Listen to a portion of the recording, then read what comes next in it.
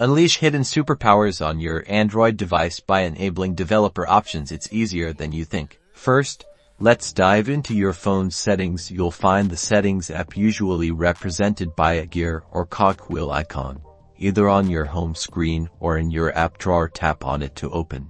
Once you're in the Settings menu, scroll all the way down until you find an entry called About Phone. This might also be labeled something similar, like About Device or System.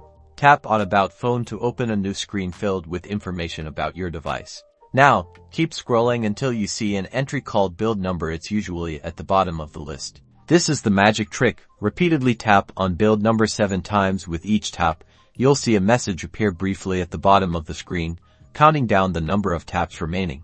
After the 7th tap, you should see a message pop up saying you are now a developer, or something similar. This confirms that developer options has been enabled. Now, go back to the main settings menu, where you initially found About Phone.